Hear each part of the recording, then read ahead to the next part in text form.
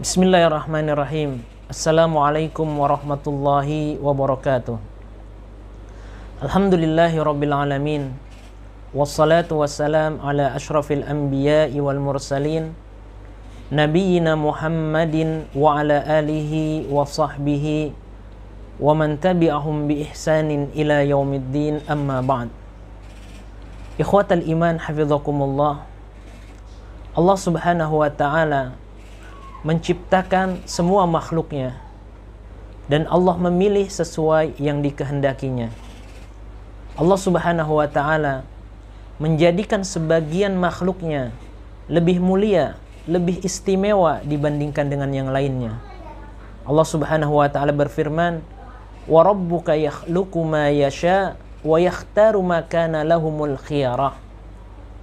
Allah subhanahu wa ta'ala yang menciptakan apapun yang dia kehendaki, dan Allah memilih sesuai yang dikehendakinya, sementara mereka sama sekali tidak memiliki pilihan.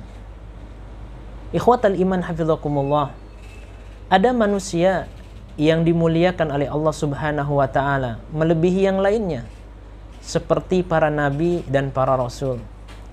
Begitu juga ada bahasa yang dipilih oleh Allah subhanahu wa ta'ala menjadi bahasa yang istimewa melebihi bahasa yang lainnya, yaitu bahasa Arab, dipilih oleh Allah subhanahu wa ta'ala untuk menjelaskan firman-Nya.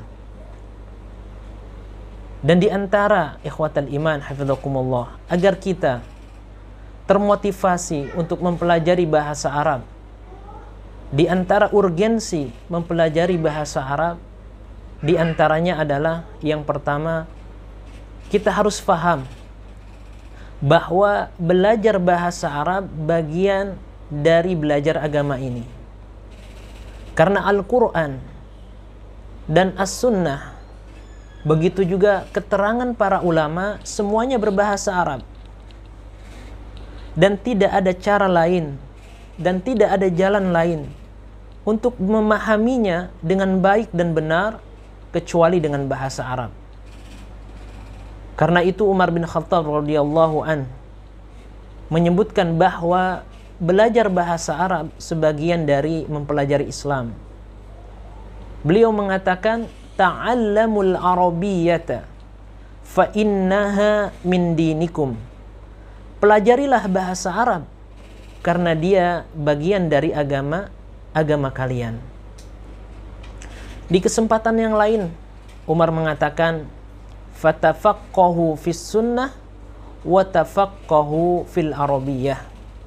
Pelajarilah sunnah dan pelajarilah bahasa Arab. Dari sini kita faham bahwa mempelajari bahasa Arab sangat penting bagi kehidupan seorang muslim. Karena untuk memahami Al-Quran, memahami sunnah, kita memerlukan sebuah kunci, sebuah alat, yaitu bahasa Arab, agar pemahaman kita benar sesuai yang dikehendaki oleh Allah subhanahu wa ta'ala. Bagaimana dengan terjemah? Ikhwatul iman hafizakumullah, terjemahan, sekalipun terjemahan itu adalah terjemahan yang terbaik, maka terjemah, baik terjemah Al-Quran atau terjemah yang lainnya, sama sekali tidak bisa mewakili gambaran Al-Quran, gambaran As-Sunnah secara utuh. Karena terjemah tidak bisa 100% menerjemahkan bahasa Arab yang begitu kaya dan begitu indah, serta memiliki keistimewaan di atas bahasa yang lainnya. Oleh karenanya, jalan yang terbaik adalah bukan melalui terjemahan, tetapi mempelajari bahasa Arab, sehingga kita faham apa yang dimaksud Allah subhanahu wa ta'ala di dalam Al-Quran. Begitu juga kita memahami sunnah dengan baik dan benar. Di dalam buku Fiqhul Lughah, Abul Husain Ahmad bin Faris mengatakan, falamma khassallahu al-lisana al-arabiyya bil bayani ulima anna sa'iral lughat qasiratun anhu. ketika Allah Subhanahu wa ta'ala mengistimewakan bahasa Arab untuk menjelaskan firman-Nya, ini menunjukkan bahwa bahasa yang lainnya tingkat kejelasannya di bawah bahasa Arab. Artinya, bahasa Arab memiliki tingkat kejelasan yang sangat tinggi dibandingkan dengan bahasa yang lainnya. Ini menunjukkan bahwa bahasa Arab adalah bahasa yang sangat kaya, bahasa yang memiliki tingkat kejelasan yang begitu tinggi. Dalam bahasa kita saja, yaitu bahasa Indonesia, kalau kita perhatikan, banyak sekali kosakata yang berasal dari bahasa Arab. Diperkirakan mencapai 2.000 sampai 3.000 kosakata yang diserap ke dalam bahasa Indonesia. Di antara contohnya nikah, akad, musyawarah, dan seterusnya. Itu semuanya berasal dari bahasa Arab. Begitu kayanya bahasa Arab, sehingga bahasa kita menyerap bahasa Arab dan dijadikan bahasa Indonesia. Yang kedua, ikhwatal iman hafizakumullah, bahasa Arab adalah sebuah alat, sebuah cara untuk memahami fikih dengan baik dan benar. Seperti itulah yang diakui oleh para ulama, bukan hanya para ulama Indonesia, tetapi juga para ulama yang memang bahasa aslinya adalah bahasa Arab. Bekal kaidah bahasa Arab yang mendalam, nahwu, sharaf, balaghah, dan lain sebagainya, memudahkan mereka untuk menjawab banyak sekali kasus-kasus fikih. Kita bisa menyimak pernyataan para ulama kita, di antaranya Imam Asy-Syafi'i. Beliau mengatakan, la as'alu an mas'alatin min masailil fiqhi illa ajabtu anha min qawaidin nahwi. Setiap kali aku ditanya tentang suatu masalah fikih, pasti aku menjawabnya dengan kaidah nahwu. Yang ketiga, untuk memahami literatur keislaman. Kita tahu bersama bahwa banyak sekali karya para ulama kita ditulis dengan bahasa Arab. Ada jutaan buku, jutaan kitab yang mereka tulis di berbagai disiplin ilmu dengan bahasa Arab. Dan memang sebagian dari buku tersebut sudah diterjemahkan, tetapi sangat sedikit yang sudah diterjemahkan. Sehingga kita sebagai seorang muslim, apalagi sebagai talibul ilmi, penuntut ilmu, sangat memerlukan bahasa Arab sebagai alat membantu kita untuk memahami literatur keislaman yang ditulis oleh para ulama kita. Yang keempat, bahasa Arab adalah bahasa yang indah dan terpelihara dari kepunahan. Bahasa di seluruh dunia ini memiliki potensi untuk punah, kecuali bahasa Arab. Karena bahasa ini seperti manusia, tahya wa tamut. Dia hidup dan dia akan mati. Banyak sekali bahasa-bahasa yang dahulunya ya banyak penuturnya, banyak yang memakainya, pada saat ini sudah tidak terpakai lagi dan bahkan punah.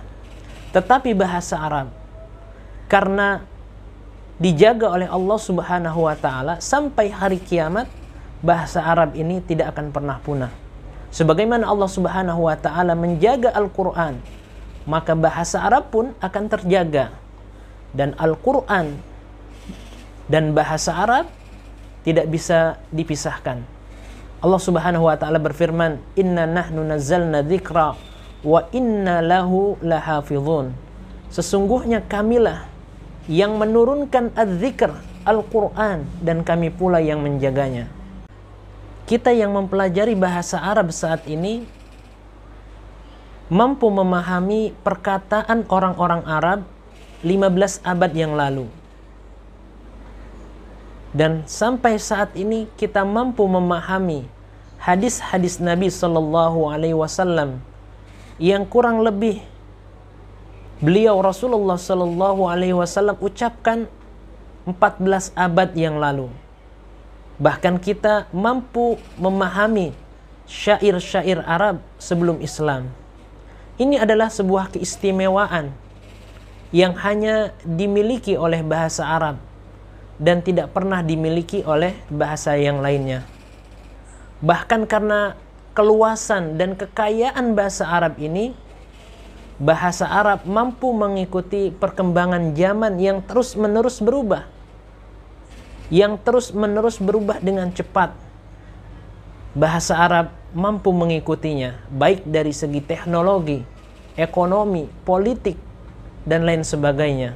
Maka kita mendapatkan tidak ada satu penemuan baru di dalam kehidupan kita, melainkan kita akan menemukan bahasa Arab memiliki padanan kata untuk penemuan tersebut. Dan ini adalah di antara keistimewaan bahasa Arab yang tidak dimiliki oleh bahasa yang lainnya. Jadi sebagai seorang muslim, sebagai talibul ilmi, dengan beberapa keistimewaan yang tadi kita sebutkan, harusnya bertambah semangat kita di dalam mempelajari bahasa Arab. Sebagaimana perkataan Umar bin Khattab radhiyallahu an yang di awal sudah kita ucapkan dan kita ungkapkan, ta'allamul arabiyyata fa innaha min dinikum.